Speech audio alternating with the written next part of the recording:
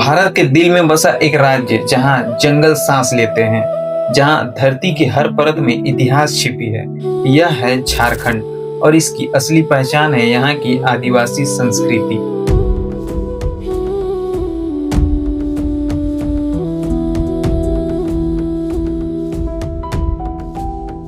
झारखंड में रहने वाले आदिवासी इस धरती के सबसे पुरानी निवासी माने जाते हैं। यहाँ की प्रमुख जनजातियों में संथाल ट्राइब, मुंडा ट्राइब और हो ट्राइब शामिल है। इसकी अपनी भाषा, अपनी परंपराएं और अपनी जीवन शैली है जो सदियों से प्राकृतिक से जुड़ी रही है। आदिवासी समाज का सबसे गहरा रिश्ता प्राकृतिक से है। पेड़ पौधा, नदी ये सिर्फ एक संसाधन नहीं बल्कि देवता माने जाते हैं। सरहुल जैसे त्योहार में पेड़ों की पूजा की जाती है।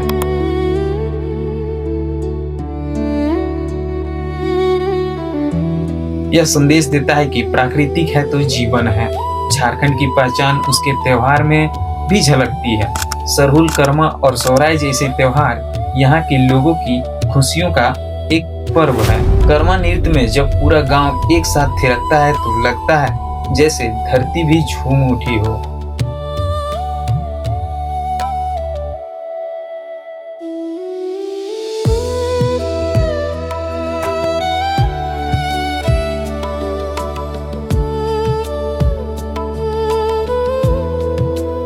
आदिवासी जीवन बेहद सरल होता है। मिट्टी के घर, खेतों में काम और सामूहिक जीवन। यहाँ मैं नहीं हम का भावना ज्यादा मजबूत है।